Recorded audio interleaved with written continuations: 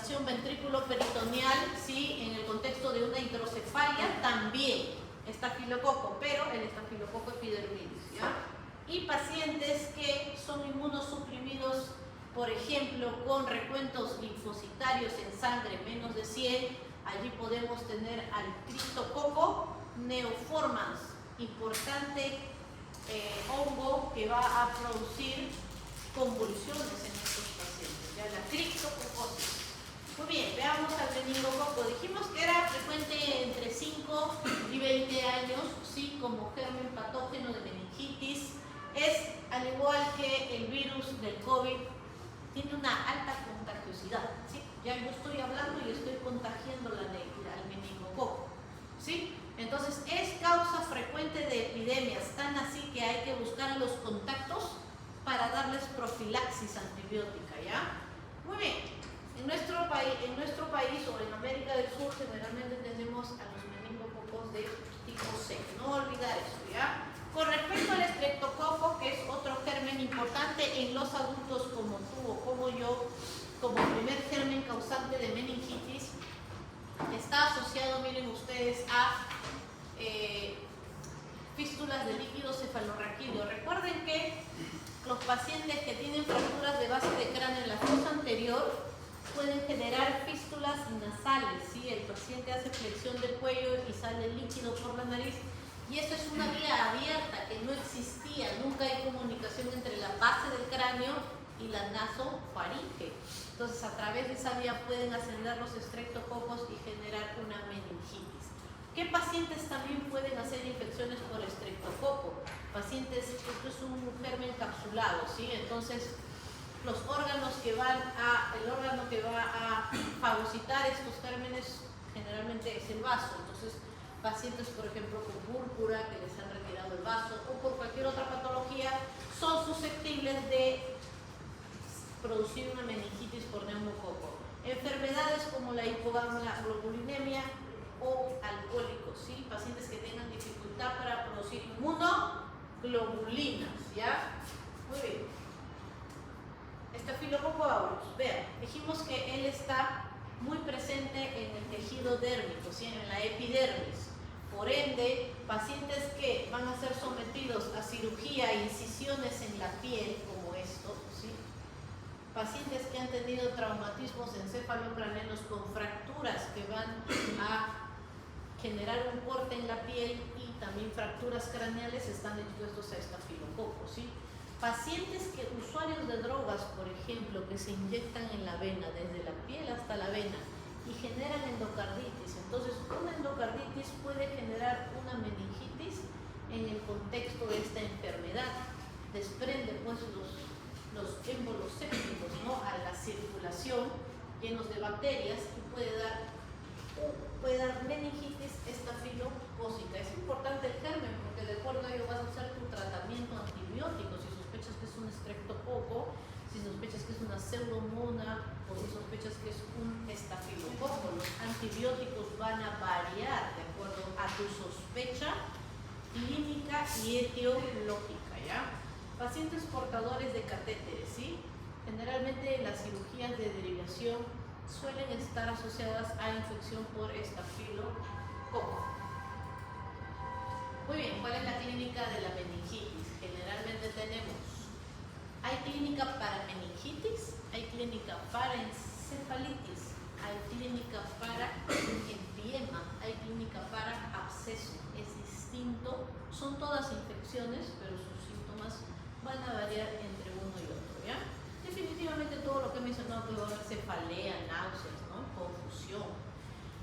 Pero en ellos, en la meningitis, tenemos la fiebre, ¿sí? La fiebre, la obnubilación o trastorno del sensorio y la rigidez de nuca, la dificultad para generar flexión del cuello, ¿sí?, al examen clínico. Entonces, vamos a buscar los signos de irritación de la meninges, ¿no?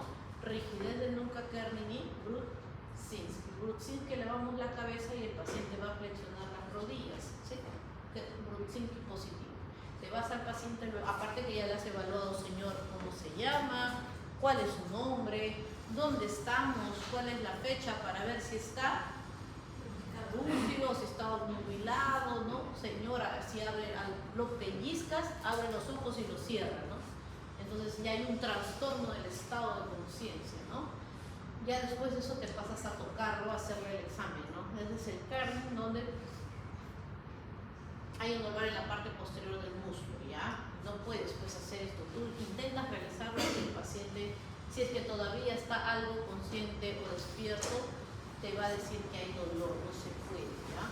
Y la rigidez de nuca, elevas la cabeza y si hay irritación, el paciente te va a referir dolor acá en esta zona. Le duele, no te va a dejar, a menos que esté bien obnubilado y lo vas a poder hacer, pero vas a sentir una resistencia, es duro, ¿sí? Cuando tú quieres hacer esto, no se puede, es como si estuviera allí engatillado. Recuerden que todo el cerebro está cubierto por meninges, tienes la hoz, tienes la convexidad, tienes la base del cráneo, donde ahí están todas las capas de los meninges, ¿sí? Entonces vean, no es raro de que estos pacientes ingresen o terminen, perdón, con hipoacusia. Mira, hipoacusia, recuerda que el octavo par craneal, ¿sí?, va a ingresar por el conducto auditivo interno, que está recubierto por meninges, ¿no? Es una foto del néter. Acá tenemos el 3, 4 y el quinto par craneal, quinto 1, quinto 2, quinto 3. Acá tenemos el 3, 4 y 6, ¿sí?, ingresando por la fisura orbitaria superior. Aquí también hay meninges. Se pueden lesionar estos pares craneales por la infección, por el estreptococo que está ahí nadando como Pedro en su casa, claro, por supuesto. Y mira, puedes tener afectación del cuarto par craneal, o sea, vas a tener el ojo, ¿hacia dónde? ¿Hacia allá o hacia el canto interno? Canto interno. Si tienes lesión del, ya bueno, más fácil, del cuarto par craneal, del sexto par craneal. Si tienes lesión del sexto par craneal, ¿hacia dónde va a ir tu ojo? ¿Hacia el canto interno o hacia el canto externo? Si está lesionado el sexto par, tú le abres el ojo, ¿cómo va a estar el ojo? ¿Así o así? El sexto par craneal, ¿qué recto inerva? ¿El recto externo, pues. Y si está lesionado el recto externo, ¿hacia dónde va a estar el ojo? ¿Hacia el canto? Le abres el ojo y le revisas. Si está nubilado, le abres el ojo está para acá. Lesión del cuarto par craneal. 3, 4 y 6. Entonces, puede pasar, mira, pares séptimo par craneal, ya te dije. Séptimo y octavo no. O sea, el paciente con meningitis te puede llegar con parálisis facial. Por supuesto que sí, porque hay lesión de los pares. Hipoacusia, mire, es una secuela importante. Si al niño le da meningitis, créeme que es muy probable que le dé sordera. Muy bien. Los meningococos, si avanzan en su evolución de la enfermedad, pueden llegar a diseminarse a través de la sangre, ¿ya? De la meninges viajan por los vasos sanguíneos y ya esto va a generar un exantema maculoeritematoso, lesiones hemorrágicas, ¿ya? Cuadros severos, incluso llegan a la insuficiencia suprarrenal aguda. ¿Cómo hacemos el diagnóstico de meningitis? Definitivamente es con una punción lumbar. Antes de hacer tu punción lumbar, mira, no te olvides nunca, hijo, no seas del ímpetu de querer hacer cosas. Tienes que descartar que el paciente no esté con edema cerebral, con hipertensión endocraniana. Pero imagínate que tenga una meningitis con hidrocefalia y está obnubilado por la meningitis y por la hidrocefalia severa. Y tú no le has pedido una tomografía cerebral. Está obnubilado por la meningitis y lo punzas y se muere porque hizo enclavamiento. No puede usted hacer punción lumbar sin antes haber descartado que no haya hipertensión endocraniana, ¿ya? Entonces, antes de realizarlo, descartar edema cerebral difuso o lesión ocupante, un tumor, ¿no? O sea, en general en cualquier paciente, independientemente de la enfermedad por la que llega, antes de hacer tu punción lumbar, descarta que no tenga hipertensión por algo, ¿sí? Imagínate un paciente que te llegue con un quiste, con una cisticercosis y tiene tiene un estadio vesicular gigantesco de 6-7 centímetros que le causa efecto de masa y tú lo punzas en clava, ¿sí? por eso es contraindicación absoluta. Pides TAC cerebral, hemos aprendido que el oftalmólogo nos podría decir si hay edema de papila. Si quieres y tienes oftalmólogo, les des interconsulta, ¿ya? Entonces, allí vamos a pedir un citológico, un bioquímico, un microbiológico, que es cultivo, ¿ya? Acá les voy a poner esta imagen que la úsenlo para toda su vida, ¿sí? Vean, tenemos que el líquido cefalorraquídeo tiene características, ¿sí? Ya hemos aprendido que la presión de apertura es menos de 20, ¿sí? Cuando poníamos el catéter y medíamos, ¿sí? Para ver que no haya hipertensión. Eso es lo normal. Con respecto a las células, ¿cuántas células hay en un líquido cefalorraquídeo? Deben haber o 0 o máximo 5 células, no más, ¿sí? Y estos X son mononucleares, ¿sí? La glucosa es en promedio entre el 60 al 80% del azúcar que tenemos en plasma. O sea, si tu glucosa es de 80, porque es el promedio, no más de 100, ¿sí? El 60% será pues 60 más o menos, ¿no? 60 o hasta 80 de glucosa en el líquido cefalorraquídeo normal y la cantidad de proteínas hasta 50 miligramos por decilitro. Vamos a ponernos en el contexto de un estreptococo. Imagínate que tienes un paciente que tuvo un TEC con fístula del líquido cefalorraquídeo o un esplenectomizado que llega a la emergencia con fiebre y rigidez de nuca, ¿sí? Ellos van a tener este tipo de líquido cefalorraquídeo, meningitis aguda purulenta, mira. Presión de apertura elevada, no es claro, es purulento. Mira cuántas células, hasta 100.000 células puede tener un líquido cefalorraquídeo tipo. Claro, predominio de polimorfos, o sea, neutrófilos, ¿no? Son neutrófilos, porque es una infección aguda. Y estas bacterias consumen azúcar, mira, menos de, era 60 acá menos. Entonces, le haces, licenciada, tómele, o vayan al laboratorio, que le tomen una glucosa en este momento porque lo voy a pulsar. Y comparas, ¿cuánto sale su glucosa?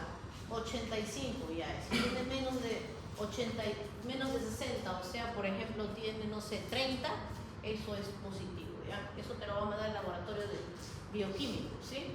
Y miren, hay hiperproteinorraquia. Entonces, en las agudas bacterianas purulentas hay hipoglucorraquia con hiperproteinorraquia. Y hay aumento de la producción de proteínas ahí en todo este cuadro infeccioso. En las crónicas o virales cambia este citoquímico, ya vean. Las células pueden ser hasta 1000, predominio imagínense una tuberculosis, una meningitis tuberculosa que no es raro en nuestro país. Entonces tienes hasta 100 células, definitivamente, o viral, un virus del herpes simple, por ejemplo, un virus del herpes simple que está causando una meningitis, vas a tener mononucleares, monocitos, linfocitos, ¿no? Todo lo que son las respuestas celulares, también las humorales, ¿no? A través de los linfocitos B. El consumo de glucosa, miren, hay hipoglucorraquia, menos del 25% de glucosa, con la proteinorraquia, aquí es hasta de 50 a 300, acá puede ser 100, 200, 300, 400, ¿sí? Muy bien, y esta no lo voy a mencionar, quédense con las dos primeras, ¿ya? Muy bien, antes que los antibióticos, vean, nunca olviden que para el tratamiento de una meningitis usen corticoides, ya corticoides. Van a disminuir las complicaciones neurológicas como la hipoacusia y la mortalidad, disminuye la inflamación, el edema que hay a nivel de las meninges, ¿sí? Muy bien, vean, en cuanto a lo que es el tratamiento en adultos, ¿sí? Las meningitis suelen ser tratadas ya en adultos, ¿sí? Con inmunodepresión celular o signos de romboencefalitis, meningitis. Siempre usamos cefalosporinas de tercera generación. Ya deben de empezar ya las conocen seguro, la ceftriaxona, ¿no? Como primera opción. Puedes agregarle vancomicina. Ahora, las meningitis por traumatismos encefalocraneanos y cirugías, allí tienes dos opciones. Vas a cubrir estafilococo y vas a cubrir pseudomonas, ¿sí? Entonces, cuando cubres pseudomonas, siempre utilizas cefipime, es la mejor opción para antipseudomonal. Y si estás cubriendo estreptococo, puedes usar cefalosporinas, dependerá de la casuística de tu hospital.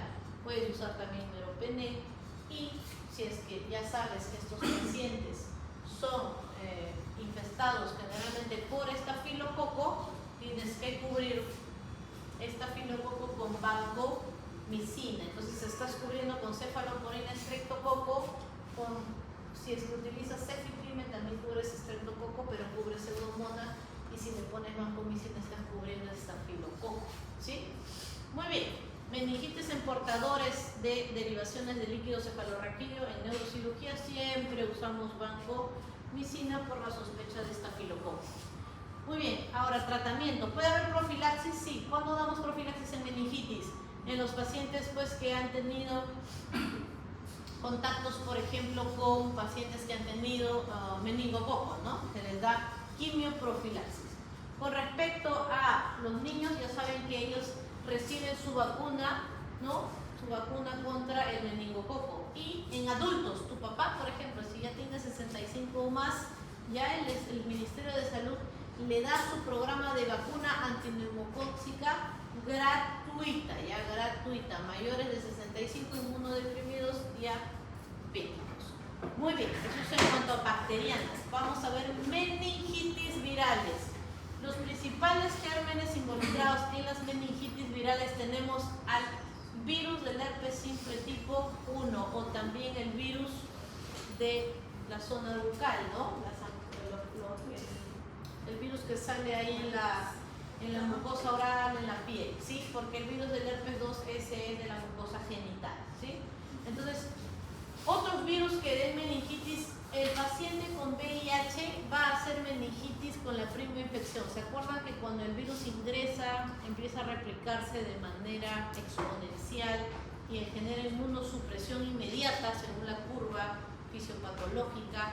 Y el paciente hace un síndrome retroviral agudo con ganglios en el cuello, en las axilas, retroauriculares, fiebre, puede haber moco, ¿no? Y se piensa que es, por ejemplo, un citomegalovirus, se sospecha que es una rubiola, se sospecha que es una mononucleosis, pero no, es una primoinfección por VIH, ¿sí? Ese síndrome retroviral agudo puede cursar con una meningitis viral, o sea, es causado por el mismo virus de la inmunodeficiencia humana, ¿ya? Virus de la parotiditis también es causante de meningitis viral, ¿sí? Muy bien. Vamos a ver la encefalitis por virus del herpes simple tipo 1, ¿ya? Miren, es la forma más frecuente de encefalitis, las del virus del herpes, por eso es que es la que vamos a conversar, ¿sí? Generalmente se ha visto que los pacientes que hacen esto, o sea, todos podemos hacerlo, es un poco raro, pero se ha encontrado que pueden haber alteraciones genéticas de la inmunidad, ¿sí? Que te predisponen a hacer infección por virus del herpes. ¿Cómo vamos a ver una infección de virus del herpes? Lo vas a poder encontrar en el líquido cefalorraquídeo. Bueno, vas a ver linfocitos, pues no, ya hemos dicho, infecciones virales va a haber predominio mononuclear, ¿sí? Con incremento hiperproteinorrea, dijimos 100, 200, 300, ¿no? Además también dijimos que la glucorraquia era normal y otra forma es pedir un PCR en líquido cefalorraquídeo que va a detectar la reacción en cadena de polimerasa de detectar el ADN del virus, ¿no? Detectar el ADN del virus. Muy bien. En cuanto a las imágenes, ¿qué podemos pedir? Puedes pedir una TAC o una resonancia si tu hospital tuviera o el hospital o el paciente lo puede pagar. Miren, en la tomografía vamos a ver hipodensidades. Generalmente el lóbulo predisponente para el herpes es el lóbulo temporal, ¿ya? Temporal, vamos a ver. Miren, acá para lo que es virus del herpes, para las encefalitis virales, según el Greenberg de neurocirugía, la mayoría presenta alteración del estado de conciencia, 97% de los pacientes, 90% hay fiebre y convulsiones. ¿Por qué? Porque pues el lóbulo temporal es un lóbulo altamente epileptógeno, ¿ya? Epileptógeno. Miren, acá está. Acá tenemos esta resonancia cuando vean el líquido cefalorraquídeo blanquecino y el líquido subaracnoideo blanquecino, esa es una ponderada T2. Entonces, es para ti de utilidad ante la sospecha de una meningitis viral, donde tú has dosado el líquido cefalorraquídeo y te ha salido mononucleares hiperproteinorraquia con glucorraquia normal y sospechas que es un herpes, le pides resonancia ponderada en T2, ¿sí? Y buscas el lóbulo frontal, el lóbulo temporal y vas a ver estas imágenes, ¿sí? En la resonancia esto se llama hiperintenso, ¿sí? Hiperintensidad, eso es una hiperintensidad en el contexto de un paciente con virus del herpes simple. Miren, principalmente en el lóbulo temporal cruza la cisura lateral de Silvio, ¿sí? Ahí está la cisura, miren, esta es la cisura de Silvio, ¿sí? Esta es la ínsula, ¿ya? Esto es la corteza de la ínsula, ¿sí? Y eso es el surco de Silvio, ¿sí? Vean cómo cruza el surco de Silvio, tal cual lo dice el libro, ¿ya? Muy bien, también puedes hacer mamografía cerebral, ¿no? Y va a haber captación anómala de los lóbulos temporales. Muy bien, meningitis viral.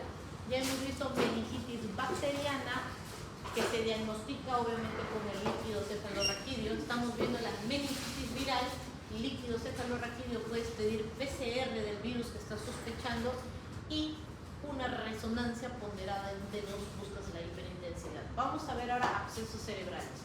Los abscesos cerebrales es pus, pues, pus dentro del parénquima cerebral, adentro en la sustancia blanca de la corteza cerebral, ¿sí? Normalmente esto se da por contigüidad. Vean ustedes, recuerden que este es el oído medio, la trompa de Eustaquio, aquí está la nasofaringe, ¿no? Llena de gérmenes, el epitelio pseudoestratificado, cilíndrico ciliado y lleno de bacterias que ingresan por el conducto, por la trompa de Eustaquio y llegan aquí. Esta es la base del cráneo, entonces esto se llena de infección, de pus, y puede horadar al hueso y llegar a la base del cráneo. Esto es un corte coronal, ¿ya? Un corte coronal.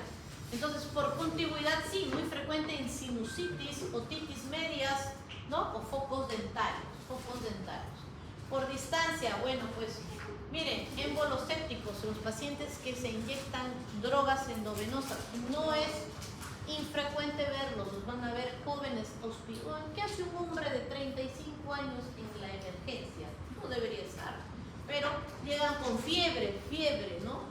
Llegan con convulsiones, pueden llegar convulsionando, ¿sí?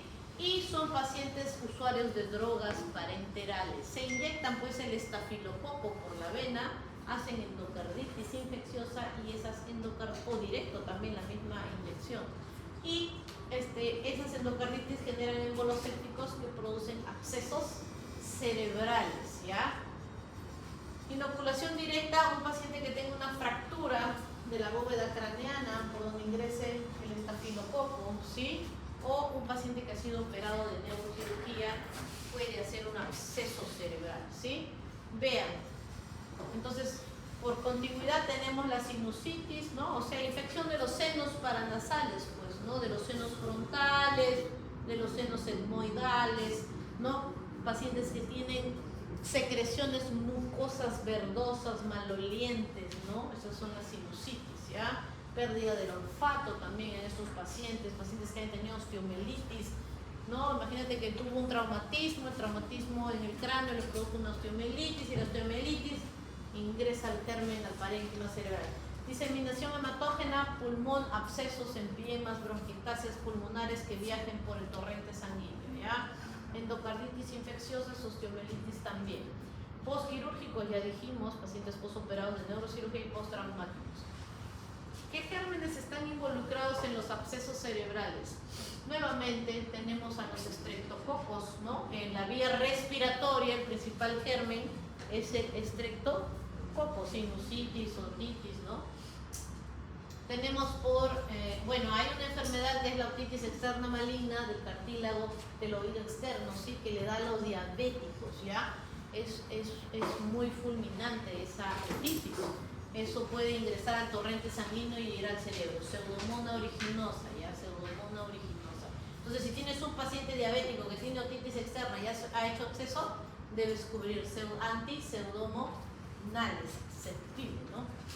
Muy bien, diseminación hematógena, ya dijimos, estafilococo, endocarditis, fístulas. Inoculación directa también. Los pacientes hospitalizados cargan en su piel no solamente estafilococo, sino pseudomonas. Muy bien. ¿Cuál es la clínica del absceso cerebral? Bueno, pues aquí tenemos cefalea, fiebre y focalidad. Estos pacientes van a llegar como un paciente joven que va a tener fiebre, puede convulsionar, o si es que el absceso está, por ejemplo, en la circunvolución central, precentral, donde está el área motora, ¿no? El paciente puede llegar con hemiparesia, ¿no? Porque está en la corteza el absceso. Puede llegar con déficit motor, obviamente puede llegar, dependiendo de qué tan grave o qué tan inmunosuprimido esté, con alteración de la conciencia. Si es que el absceso es grande, gigante, porque puede ser grande, de 5 centímetros, 6 centímetros, puede llegar con hipertensión endocraniana. Y si es que el absceso ingresa al sistema ventricular, recuerden que el cuarto ventrículo se comunica con Luschka y Magendie hacia el espacio subaracnoideo, ¿no? Y generar también una meningitis, una ventriculitis, las dos cosas, ¿no? Es algo grave, ¿ya? Imágenes, muy bien, ¿cómo nos ayudamos? Bueno, obviamente tenemos que tener el antecedente en la clínica, ¿no? Y vemos que hay maneras de detectarlo, ¿sí? Recuerden que los abscesos captan contraste en anillo, significa que cuando tú le inyectes el yodo va a pintar, ya que alrededor de la pus tiene una cápsula que está llena de vasos sanguíneos, es por eso que el contraste pinta. El contraste ingresa por todo lo que es vasos sanguíneos. Donde hay vaso, ahí va a pintar. Si no hay vasos, no va a pintar el contraste, ¿sí? El contraste ingresa por la vena y de la vena viaja por las arterias y llega al cerebro. Y entonces en ese momento tomas la tomografía y todo lo que tenga vaso va a pintar. Por eso dice capta contraste en anillo, ya que allí hay vasos en la cápsula del absceso, ¿sí? Hay edema cerebral perilesional, punción lumbar, ya dijimos que ese absceso no sea gigante, no esté generando hipertensión endocraniana, prohibido punzarlo, como ya hemos explicado, ¿sí? ¿Qué vamos a ver en la resonancia? Mira, te dije que había ponderada T2 y que había ponderada T1. Si tú pides la T1 en absceso, no en virus del herpes, en el virus del herpes es mejor el T2. Acá te conviene el T1, ¿sí? Mira, la cápsula es hiperintensa y el centro hipointenso. Doctora, ¿y cómo se ve en el T2? Bueno, en el T2 se ve al revés, porque el centro es hiperintenso y la cápsula es hipointensa. Entonces, en este caso, en absceso, hasta para pedir la resonancia tienes que saber qué resonancia vas a pedir, en qué ponderada, si es que la vas a pedir con contraste o sin contraste. Recuerdo que cuando hicimos hidrocefalia normotensiva te convenía pedir con FLAIR, ¿sí? Para ver el edema trans, Pendimar, ¿sí?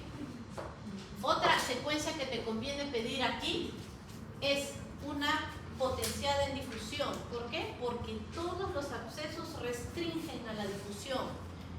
Si no la sabes ver, pídela aunque sea y el radiólogo te lo va a informar. Se observa en la ponderada, en difusión, una restricción a la difusión. ¿Es esto? Es altamente probable que se trate de un absceso cerebral. Si le pones contraste, ya dijimos que el contraste realza. Miren, acá tienen un ejemplo.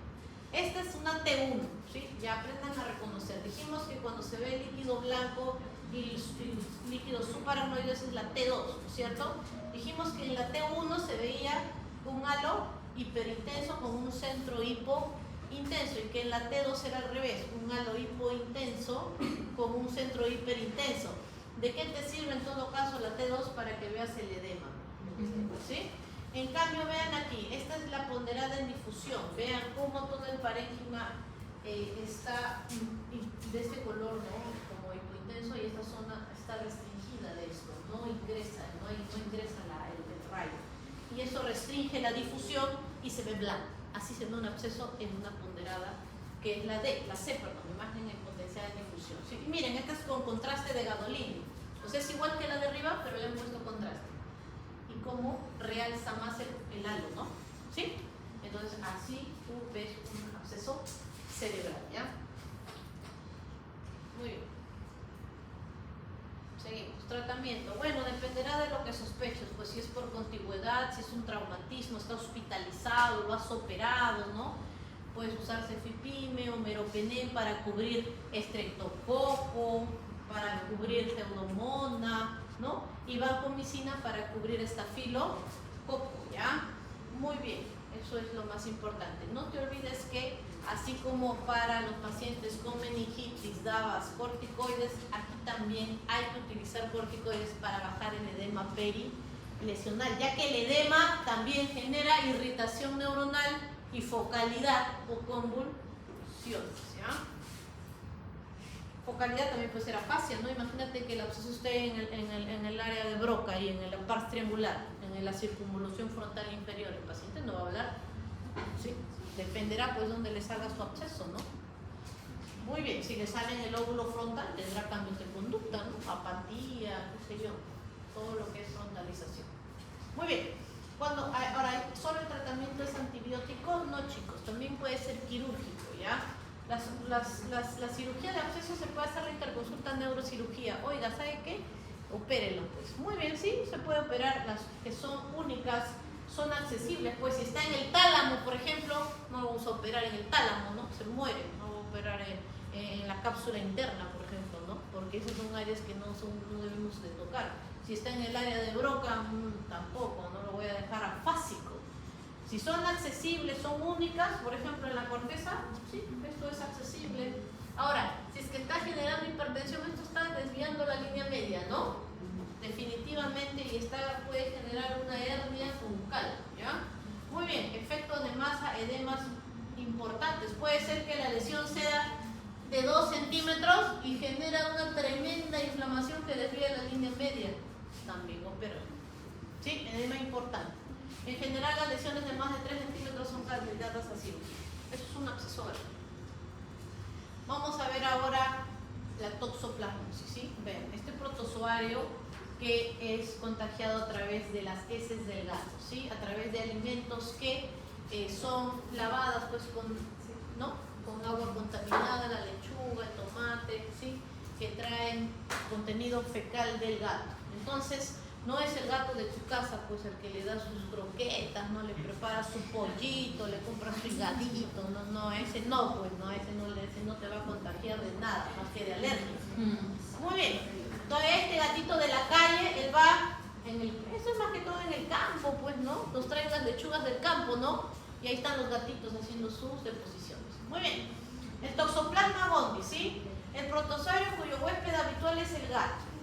Forma de transmisión es contacto con excrementos o dispuestos en la ingesta de carne poco cocinada. Entra en infección latente.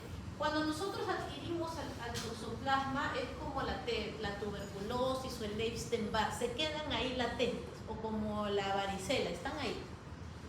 ¿Sí? Nuestro sistema inmunológico lo reprime, pero ante la baja de tu sistema inmunológico o el embarazo, que también genera una inmunodeficiencia, esta infección latente se va a convertir deja de ser latente para convertirse en una infección activa, ¿sí? Y te va a dar toxoplasmosis. También se veía mucho la toxoplasmosis en pacientes que tenían VIH con recuentos de linfocitos TCD4 menos de 100.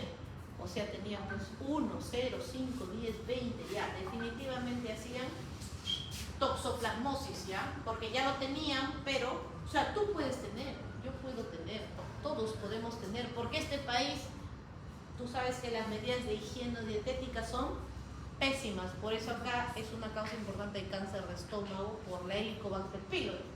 Entonces, ¿por qué? Porque todos son oral fecal, ¿ya? Por eso es que la enfermedad de la cisticercosis es altamente frecuente en nuestro país, fecal, oral, todo está con heces, todo lo que comemos tiene heces. Muy bien. Seguimos. Causa frecuente de convulsiones. Una característica de la toxoplasmosis es un adulto que convulsiona. Y un adulto que tenga meningitis va a sospechar de cripto, un poco como lo dije al comienzo, ¿sí? Entonces, en VIH, si el VIH convulsiona, piensa en toxoplasmosis. Si el VIH llega con meningitis, sospecha de criptococo. Y a causa más frecuente de convulsiones, infección más habitual en pacientes con SIDA. Lesión que capta contraste en anillo, mira. Ya vamos 2 lesiones que captan contraste en anillo, ¿no? El absceso y toxoplasmosis. Pídele su serología IgG para toxoplasma, ¿sí? Le pides también, igual que en el virus del herpes, la reacción en cadena de polimerasa para detectar toxoplasma. Todas esas cosas vas a pedir en tu plan de trabajo. Muy bien. Una cosa que también capta contraste en anillo en los pacientes con VIH es el linfoma cerebral. Es por eso que si tú, no sabemos pues, porque nosotros mirándolo decimos que eso es un linfoma, así son los linfomas también chiquitos, ¿no? Como los toxoplasmas, como la toxoplasmosis. Mirando esto puede ser un linfoma también. Entonces, ¿qué pasaba? De que cuando se les iniciaba tratamiento y no respondía, ya empezaban a sospechar que esto no era toxoplasma, sino que era un linfoma, ¿ya? Muy bien, ¿cuál es el tratamiento? Sulfadiazina y pirimetamina, ¿ya? Muy bien, si es que el paciente nunca tuvo y tenía VIH, les daban cotrimoxazol. Si ya le había dado, les daban sulfadiazina y pirimetamina hasta que sus linfocitos aumentaban hasta más de 100, pues porque ahí ya no les iba a dar. Muy bien, criptococo. Vamos a ver ahora esta levadura, ¿ya?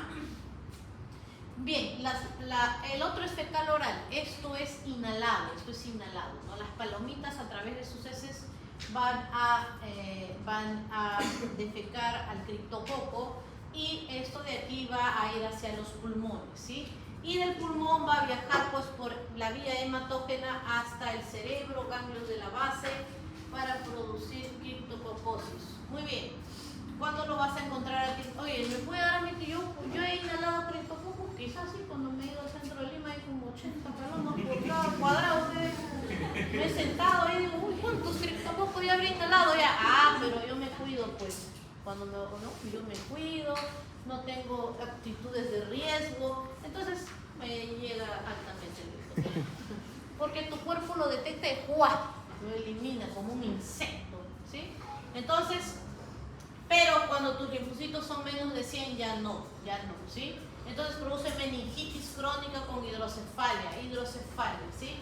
Estos pacientes pueden hacer infecciones diseminadas y la forma de diagnosticarlo es con la tinta china, ¿ya?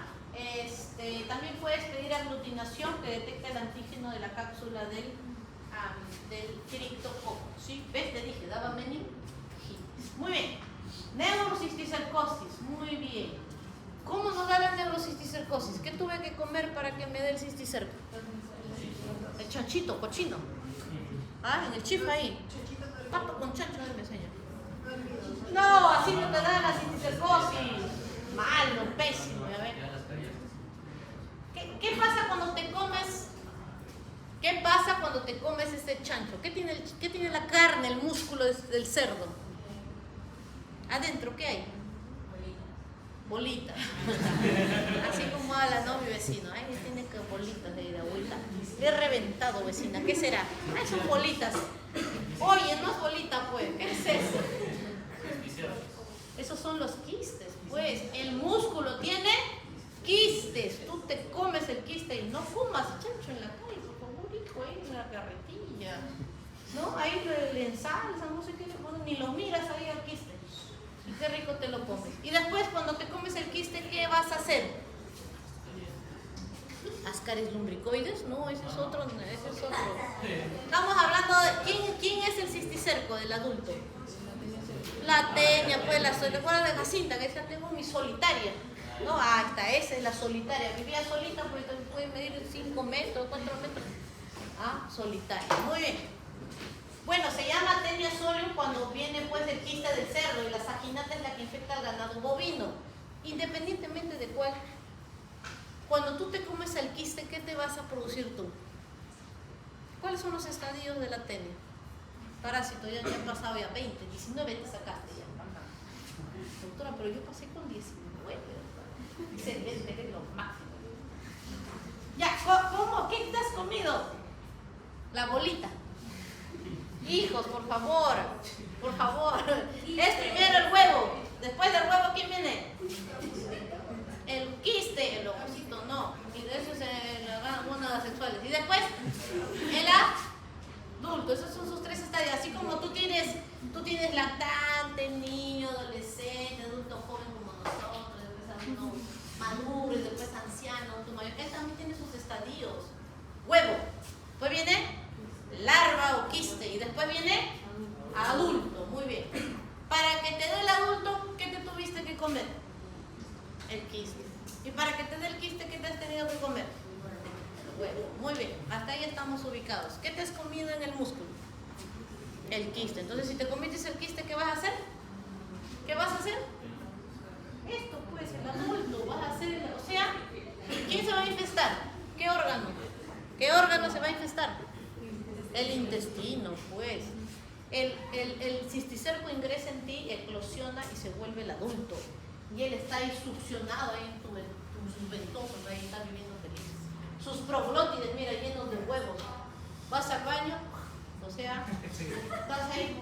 No, ahí, y la señora te prepara del menú. Soy señora, deme mi pan con pollo deshilachado.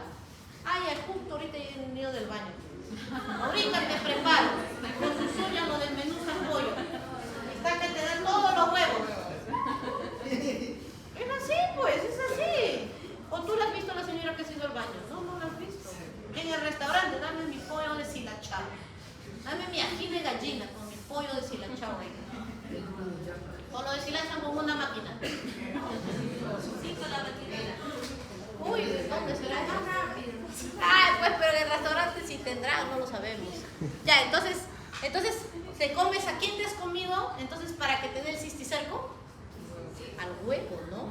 Al huevo, pues, al huevo, a esto. ¿Y el huevo de dónde salió? De tu intestino, ¿no? De las proglótides grávidas. Está embarazada, él se embaraza. Eso se llama proglótide grávida. Entonces ya está gestando ahí en tu intestino. Tienes hijos tú. Estos son tus hijos. Entonces salen pues por las heces. Y esas heces con huevos que te comes te van a producir al cisticerco.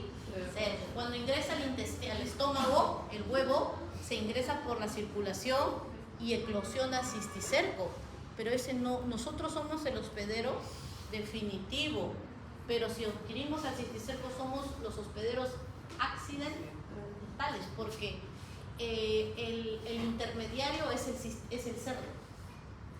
Entonces, cuando tú te comes al cerdo de la señora de la carretilla, te va a dar esto, teniasis. Pero si te comes comida con heces, te va a dar cisticerco. Por eso es que la Sierra del Perú es la que tiene más alta incidencia de cisticercosis. Muy bien. Todo lo que hablé está ahí, lo lees ya. Ahí también lo lees. Muy bien, ¿qué le vas a pedir? Ya, listo, ya te enteraste que la señora come mal, que el señor come mal, llegan porque convulsionan y tiene cisticercos. Muy bien, le pides un Western Blot. Si tu hospital del MINSA tiene, que no tiene, porque esta guía es del Mogrovejo, ¿ah? Yo he ido al Mogrovejo para rotar en neuroinfecciosos porque me parecía apasionante las infecciones. Y total, no tienen Western Blot.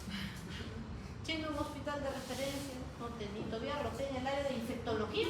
Ya, doctora, hay que emocionar, hay que Western Blot.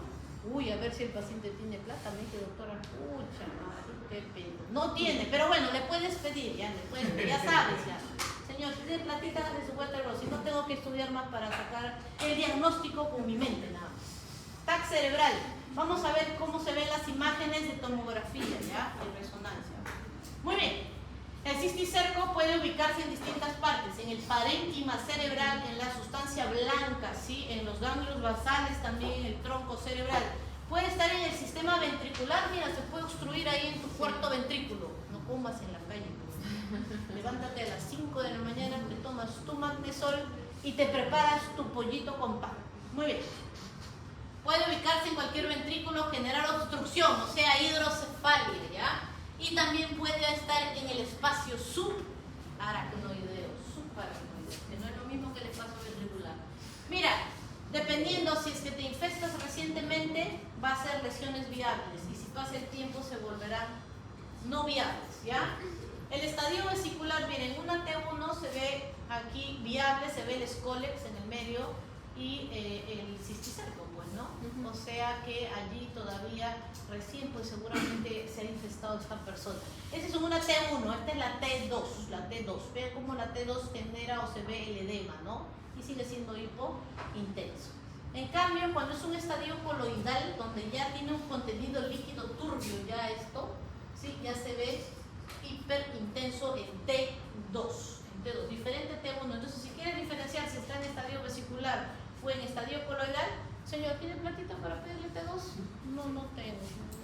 te quedas ahí nomás, con una T1 nomás, no puedes pedir más. T1 nada más.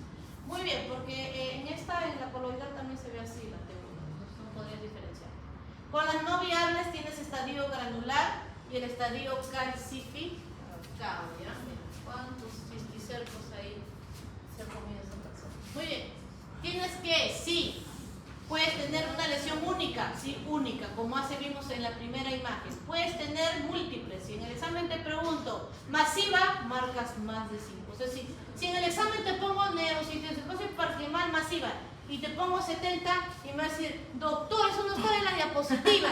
Hijo, pero más de 50 es 70. Pues por favor, así me reclaman a veces los alumnos. Pero razona, pues hijo, si 70 es más de 50, pues más de 50, por favor. Ya, neurocitosis gigante. Ay, yo sí he visto una paciente con esto. Se murió. Estuvo esperando en la emergencia. Como estaba en Rueba, era una paciente joven, que tenía una lesión de más o menos 5,5 centímetros en el lóbulo frontoparietal. En los lóbulos frontoparietal. Era gigante, ¿ya? Y mientras estuvimos en cirugía ese día, nos llamaron porque la paciente había fallecido, se rompió el quiste, siguió creciendo seguramente y la presión que tenía generó una ruptura espontánea del quiste gigante y falleció en la emergencia. Era mamá, era joven y bueno, pues yo me salvé porque estaba en Sales, me salvé, pero se murió en mi guardia. Neurocitosis ventricular, dice. También puede haber en el ventrículo y los subaracnoideos, o sea, se pueden meter por aquí, pues por los surcos, en las zonas subaracnoideas, ¿ya? Terribles ese cisticerco, ¿ya? Terribles. Mira, otra vez el corticoide, mira, todo te persigue este corticoide, ¿no? Por favor, tienes que darle, si es que es un estadio viable y tú no le das corticoide, ese estadio viable se rompe y genera una infección tremenda, convulsiones, deterioro neurológico, ¿sí? Entonces dice, un día antes le das, la Dexa viene de 4, 2 ampollas un día antes de iniciar el tratamiento antiparasitario y debe permanecer durante la administración todo el tiempo que le des los albentazoles, ¿ya? Esa es la guía del mogro viejo, no sé si se ve bien, pero en tu casa lo revisas. ¿Lo operas al cisticerco? Algunas veces, no siempre. Por ejemplo, pues si es que está haciendo una hidrocefalia, ¿no? Le pones una derivación. Puedes hacerle cirugía estereotáxica. Haces un agujerito, ingresas tu endoscopio, nadas en el ventrículo, buscas el quiste, lo atrapas y lo sacas. Si es que puedes, porque no es fácil. Muy bien, puedes entrar, ¿no?, al tercer ventrículo también con el estereoscopio y buscarlo, ¿sí? Si no puedes reseccionarlo, ya le pones su válvula, ¿sí? Su válvula. Los gigantes también, como esa chica que estuvo esperando en la emergencia, su turno y bueno, pues falleció. Ya te he enseñado 2 lesiones que captan contraste en anillo. El absceso cerebral y el atoxoplasma. Ya mencioné el linfoma también. El linfoma también causa, sino que no le he tocado como un tema, pero el linfoma es un cáncer en pacientes, puede ser en pacientes inmunocompetentes, se veía mucho en pacientes con VIH, ¿ya?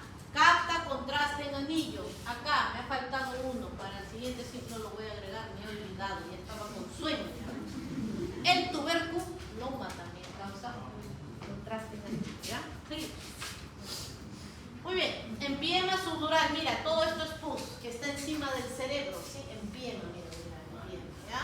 No está en el parénquima, no está por encima de la dura madre, no está en el ventrículo, está debajo de la dura madre, encima del cerebro, como un hematoma subdural. Genera inflamación, irritación, mira, de la corteza, ¿sí? Puede ser foco de convulsiones. Dice, infecciones supurativas en el espacio subdural son unilaterales en su mayoría, cerca del seno frontal etmoidal. Microorganismo más frecuente es streptococo, ¿ya?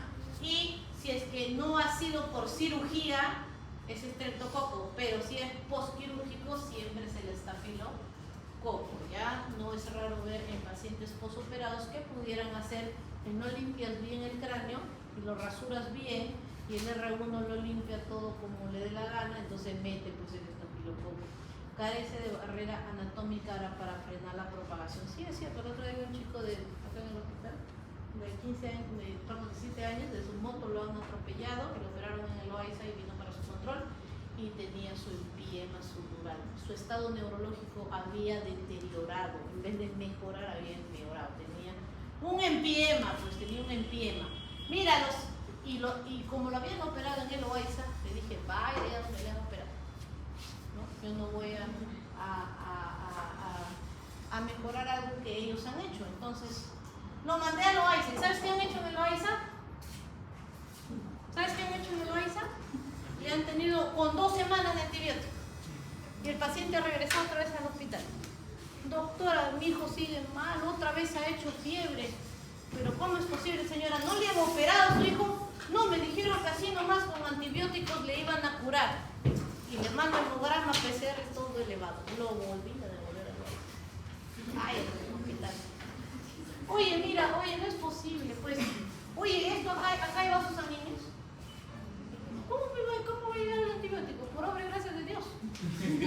No me dejan, pues. O sea, de hecho le vas a poner antibióticos, no lo niego. Pero prográmalo para cirugía, para que saques la pus. La pus, cuando tú tienes, ¿no nunca salió pus en el dedo? ¿No? O te has cortado a un familiar y tú le presionas y sale toda la pus. Y qué alivio, ¿no? Ya, igual es acá, tienes que sacarlo, la única forma es con cirugía, no olviden eso ya. Diferente de los abscesos cerebrales que están rodeados acá. Bueno, pues los abscesos cerebrales tienen una vez, te lo dije, tienen una cápsula, esa cápsula está llena de vasos y esos vasos llegan por ahí al antibiótico, ¿ya? Acá no hay nada, pues está ahí, no más encima. ¿Cuál es la causa? Otra vez. Oye, ¿te puede dar sin que te hayan operado? Sí, claro, una sinusitis. ¿Qué? Esas personas que sufren de sinusitis, ya ven, están expuestas a meningitis, están expuestas a abscesos, están expuestas a empiemas, ¿sí? Otitis también. La otitis, mucha gente no le da importancia de vida a la otitis. La otitis te puede generar absceso cerebral, te puede generar meningitis, te puede generar empiema. En tu niñito, esto es en niños, no dejes de lado una otitis, llévalo al otorrino, dale su antibiótico. Es más, las otitis se tratan con amoxicilinas en gramaje alto, más que lo común para una faringitis, ¿no? Porque son de alto cuidado, ¿sí? Traumatismos también, meningocardiopatía congénita. Miren, estreptococcus, ya dijimos, principal causa, no quirúrgico, estreptococcus, ¿ya? Y si son operados, estafilococcus.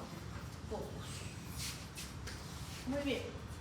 Síntomas del empiema, fiebre, les dije, el chiquito había hecho fiebre, tenía cefalea, puede haber meningismos también, parecia por compresión pues de la circunvolución precentral, ¿no? Alteración de crisis puede generar, mira, crisis epiléptica en casi la mitad de los pacientes, ¿ya? Está con contraste, dice. En estos casos, al igual que el absceso cerebral, puedes pedir en secuencia de difusión. Vamos a ver. Esta es la clínica. Mira, infusión, no pasa la difusión, mira, se queda blanco, ¿no? Entonces absceso, ¿ya? Absceso. Y si es lo mismo aquí, perdón, esto es empiema y acá es absceso, ¿ya? Esto es una T1, ¿sí? Vean cómo el contraste pinta acá la dura madre, ¿sí? Parte del tejido del cerebro. Bueno, eso es el empiema, ¿no? Y esta es una T2, vean cómo pinta ahí el empiema. Muy bien.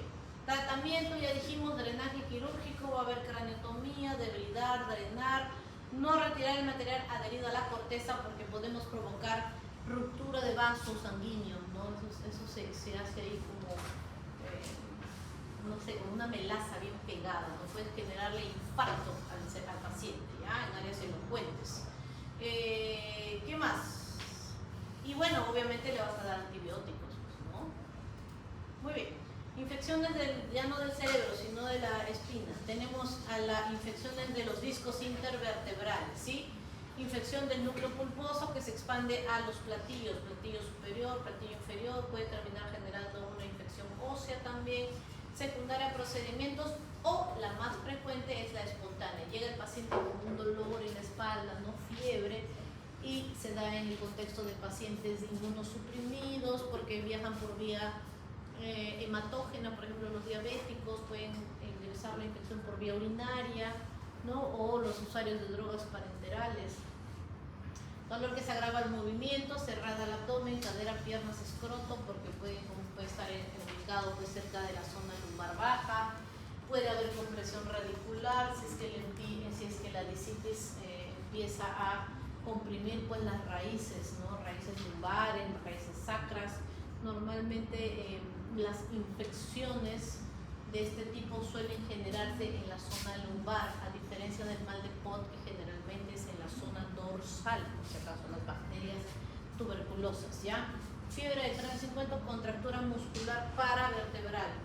Muy bien. Aquí vemos, vean en esta imagen, en una T1, cómo se ve una infección aguda, ¿sí? Pero en la T2 sí podemos ver la infección aguda, miren el espacio de disco intervertebral y vean cómo es que hay una inflamación en los platillos superior e inferior o los platillos adyacentes, ¿ya? En la T2, hiperintensidad de disco y región asya, toda esta zona de acá, ¿ya? Muy bien, puede haber en las tomografías, o sea, en las densidades óseas, porque la tomografía te sirve para ver cómo está el hueso y la resonancia te sirve para ver cómo están las partes blandas, discos, médula espinal, músculos, ¿ya? Muy bien, pueden generar abscesos paravertebrales. Bueno, pues si tu hospital no tiene nada, ya aunque sea pídele rayos X, ¿qué te queda ahí? Ya, pues entonces acá tienes una disminución del espacio del disco intervertebral, este espacio es más grande que este, y la evolución en el tiempo. Termina siendo una esclerosis, mira, en las zonas de los platillos adyacentes, destrucción, ¿no? De esta zona de los huesos, ¿sí? Muy bien, otra forma de hacer diagnóstico es la gammagrafía, tiene alta densidad en disitis y osteomelitis, pero ojo, una gammagrafía positiva puede solo estar hablando de una osteomelitis vertebral, ¿ya? Tenemos que se va a ver una hipercaptación en los platillos, ya vimos superior e inferior, y el resultado positivo no es patognomónico, ya que puede ser una neoplasia, una fractura. La fractura también puede dar una hipercaptación, ¿ya? Acá tenemos una hipercaptación, vean, en la zona de donde hay aparentemente una disitis, pero esta es región dorsal, podría ser que se trate de una espondilodisitis tuberculosa, ¿ya? Entonces, entrando a ese tema, vamos a ver mal de Pot, pacientes crónicos. El otro es agudo, en días. Señor, ¿de cuándo está mal? Nada, hace 3, 4 días, ya no aguanto, me duele. No, ya hace tiempo que me duele la espalda, no sé por qué, ya no aguanto, por eso he venido. He bajado de peso, me siento cansado, ¿no? La región dorsal siempre es la más afectada. Miren, la infección puede venir desde la zona central o puede venir desde la zona anterior, miren, desde el ligamento longitudinal anterior. Puede generar, al igual que el otro, que son abscesos paravertebrales, este también puede generar abscesos paravertebrales, ¿sí? La región más afectada es la dorsal, después la lumbar, ¿sí? Compromiso neurológico, o sea, puede mover la pierna, no, me duele la pierna derecha, izquierda, las dos, paraplegia. La causa más común de paraplegia no traumática, sí, ¿por qué? Porque estos pacientes hacen una destrucción ósea severa, ahí hay una inestabilidad total, como una luxofractura, por así decirlo, ¿no? Entonces generan compresión de la médula con paraplegia. ¿Se ha caído? No, nunca me caí. Oh, qué raro, ¿por qué está con paraplegia? Miren, y tanta es la deformidad que producen la cifosis, una cifosis deformante severa, ¿ya? Esta es la forma en la que cómo va a los patrones prediscales, ya lo dijimos, el patrón central y el anterior que va a tomar al ligamento longitudinal anterior, erosionando toda la parte anterior del cuerpo vertebral y produciendo la deformidad característica de esta enfermedad. En los rayos X vamos a ver zonas se llama radiopacas, ¿ya? Bien radiopacas en las zonas dorsales donde está la infección, ¿sí? No se ve mucho la disminución de los espacios intervertebrales y suelen verse mejor en estadios muy avanzados, ¿ya?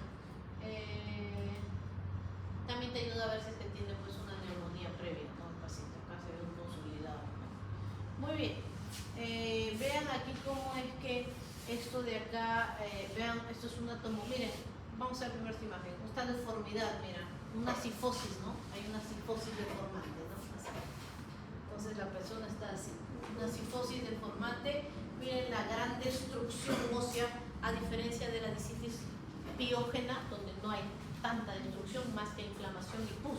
¿Sí? Miren el hueso destruido, puede haber, esta es la médula espinal, ¿sí? Y todas estas zonas llenas de abscesos, tanto del hueso paravertebrales y abscesos en las epidurales, ¿sí? Abscesos epidurales. Bueno, que producen compresión, hasta paraplegia pueden producir. La tomografía nos va a enseñar la calidad del hueso. Miren estas lesiones osteoclásticas, ¿no? Producto de la infección, ¿sí? Destrucción ósea importante, deformidad ósea incapacitante, piógena y tuberculosa. Más frecuente en la zona lumbar, más frecuente en la torácica. Deformidades raro, aquí produce la cifosis, ¿sí? Abscesos paraespinales son raros, aquí son muy frecuentes, ¿ya? Entonces, si ves un paciente que viene con un absceso de psoas, por ejemplo, ahí una vez un paciente con un absceso de 500 mililitros de pus tenía, y era tanta la pus que le salía por aquí. Había hecho una fístula hacia la piel y presionábamos la piel y salía la pus. Abscesos paraespinales frecuentes, ¿sí? Progresión lenta y con menos dolor, aquí hay mucho dolor, ¿no? Muy bien. Diseminación subligamentaria frecuente. Tratamiento quirúrgico. ¿Cuándo lo operas? Cuando hay inestabilidad, vieron esas fracturas deformantes, ¿no? Para darle estabilidad hay que hacer fijaciones. Para debilitar el absceso, o si es que hay compresión de la médula espinal, para hacer cirugías descompresivas, ¿ya? Vean, acá hay un ejemplo, un paciente que seguramente ha tenido un mal de Pot deformante con destrucción ósea y le han puesto su fijación transpedicular por encima de la fractura y por debajo de la fractura, ¿ya? Acá vemos que hay también, o sea, solamente me puede dar tuberculosis y estreptococo.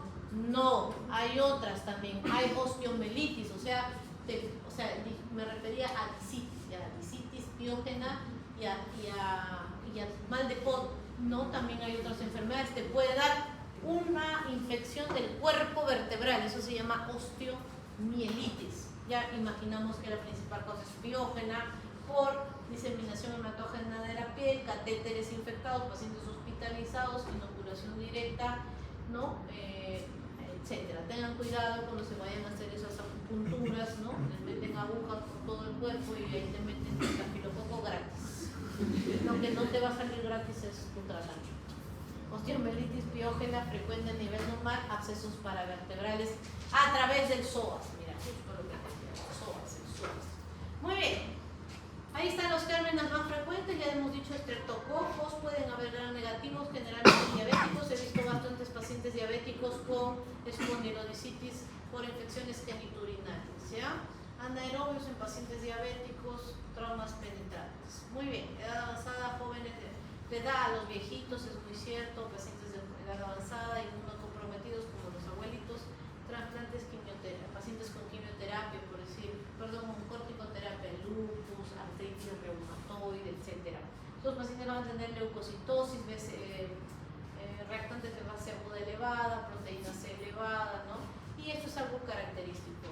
Ya, cuando hace fiebre le tomas 80 cultivos, licenciada. El lunes, el martes, todos los días le pides cultivo. Cuando hace fiebre, cultivo 1, cultivo 2, cultivo 3, todo es negativo. Nunca atrapas al germen. Muy bien, eso es cierto. Clínica. Dolor paravertebral, limitación funcional, fiebre y pérdida de peso. Puede haber dolor en la cadera y puede haber, mira, incluso el hueso se infecta y puede dar, el hueso está el cuerpo vertebral y atrás está el canal raquídeo, ¿no? Y ahí está la dura madre del espinal y ahí puede haber abscesos epidurales. Ya miren este absceso, este es el psoas, cuerpo vertebral, abscesos paravertebrales, ¿sí? Hay un gran absceso, miren, en la zona ilíaca, así más o menos fue el paciente que vi, y toda la pus llegaba por acá y se salía por acá. ¿Ya? La pus siempre busca salir, ¿ya? Muy bien, ya lo mismo, aquí eso para que vean que se puede hacer diagnóstico a través de radiología intervencionista, ya que los hemocultivos siempre salen negativos y no hay respuesta al tratamiento y ya no sabes qué darle, podrías consultar con radiología intervencionista para que haga una biopsia, ¿sí? Una biopsia guiada hacia el hueso que está infectado, ¿ya? Y lo mandan a cultivo. Muy bien, ¿cuáles objetivos de la cirugía de estos pacientes? Bueno, pues erradicar el absceso, limpiar el absceso, preservar, descomprimir si el paciente tiene compresión neurológica y reconstruir la columna. Miren, acá un ejemplo. Tienen que le han puesto en esta zona de osteomielitis una caja. Si esta caja es como una prótesis vertebral y han bypaseado a esta zona con fijación para darle estabilidad. Entonces aquí se han hecho varias cosas. Han hecho descompresión, reconstrucción vertebral y estabilidad de la columna, ¿sí? Quirúrgico, muy bien. Y aquí para que fijen bien, si un paciente tiene déficit neurológico, tienes que operarlo pues, para que haga una compresión, ¿no? Porque tiene paraparesia o paraplegia. Muy bien, si es que el paciente tiene una columna inestable, una cifosis tremenda, ¿no? No se está fracturado, tienes que operarlo, ¿no? Pero si no tiene inestabilidad, no tiene déficit neurológico, no me llames. No me interesa. Muy bien, ahí están las bibliografías que he usado.